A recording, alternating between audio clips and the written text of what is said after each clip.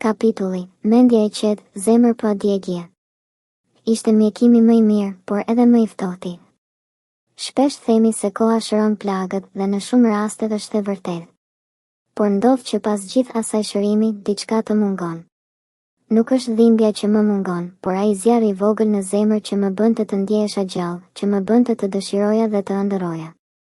Tani, pas shumë vuajtjesh, ndoshta jam mjekuar tepër, dhe tani nuk më pëlqen askush më shumë. Mjekimi që fton zemrën.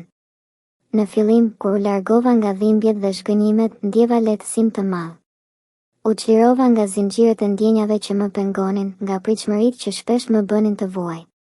Por me kalimin e kohës, ajo çlirimi u kthye në një boshllëk të thellë. Zemra, që dikur rrite fort për dikë, tani duket si e ngrirë në një qetësi të ftohtë, pa val. Pesha e mos ndjenjes. Të mos pëlqesh askënd nuk është një gjendje e lehtë. Është sikur të jesh një spektator në jetën tënde, pa qenë pjesë aktive. Ndonjëherë ndjej veten të ndarë nga të tjerët, si në një botë ku njerëzit ndjejnë dhe lidhen, ndërsa unë jam i izoluar brenda vetes. Kjo qetësi emocionale nuk më sjell paqe, por më bën të ndjehem i zhveshur nga bukuria e ndjenjave. Një mjekim që kërkon kohë. Ndonjëherë, mjekimi i zemrës kërkon më shumë se thjesht kohë. Kërkon reflektim, dashuri për veten dhe guxim për t'u hapur përsëri.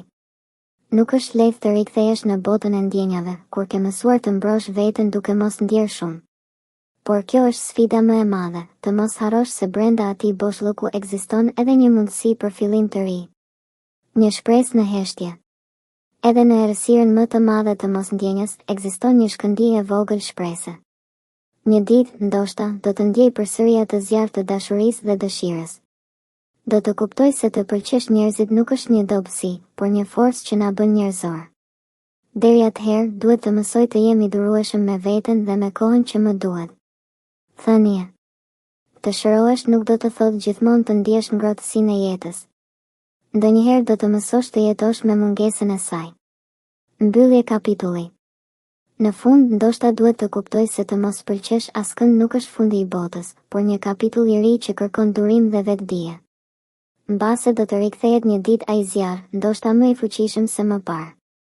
Deri atëherë, mjafton të jesh i fortë me veten dhe të mos harrosh se ndonjëherë zemra ka nevojë për pushim, për të rifilluar më e fuqishme. Në rrugën e jetës, mjekimi i brendshëm është një proces i gjatë dhe i ndërlikuar, por është ky që na përgatit për dashurinë e vërtetë që ende na pret.